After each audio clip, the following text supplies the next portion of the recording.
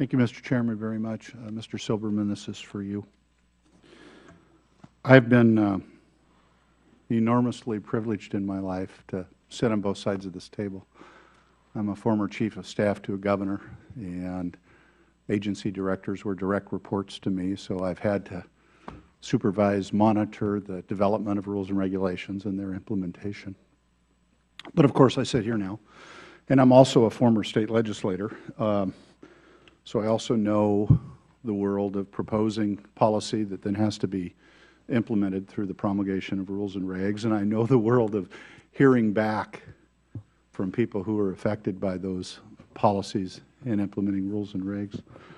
And I've come away with a kind of a lifelong point of view that what all of this is about is the very difficult and creative tension between clarity and flexibility, which are at odds so very often, right? Clarity, which we are asked for all the time. Just tell us what the rules are, which leads to bright lines.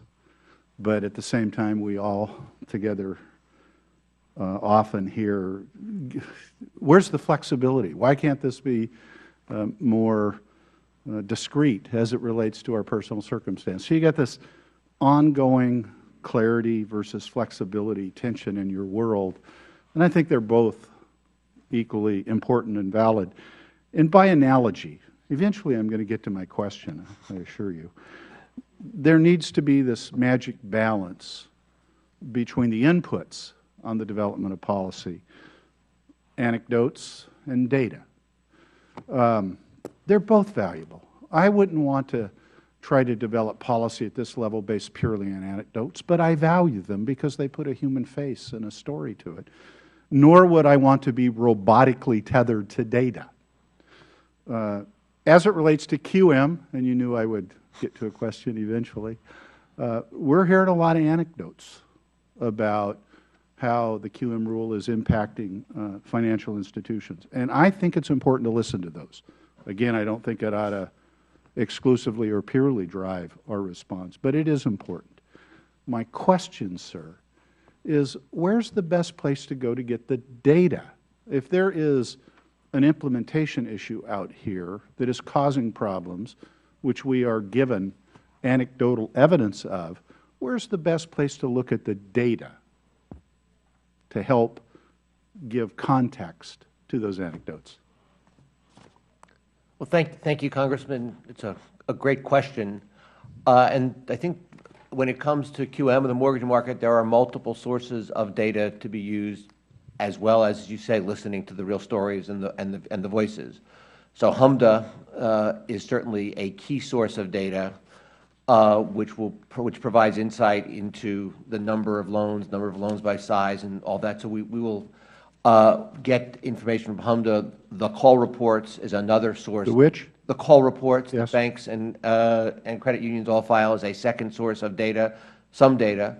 And as you may know, we have been working with the FHFA to create a national mortgage database, which would enable the first time to have a representative sample of all mortgages de-identified, and that will, when it's up and running, provide probably the best source of data, but we can't wait for that to be able to make calls. I have another quick question, probably don't have time for it.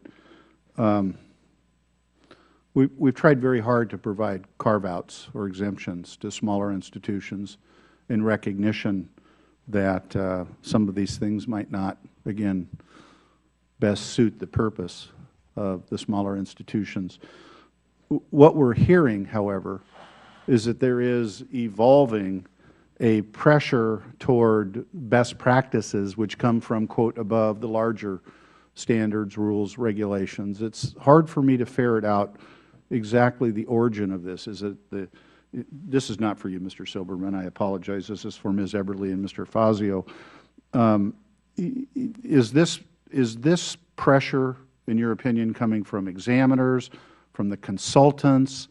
I'd like a brief, because I have limited time, sense of, do you think that there is this kind of amorphous pressure that even though we grant carve-outs, for which we think are very valid reasons, nonetheless kind of the cultural milieu and context mitigates against the very thing we're trying to accomplish in that regard?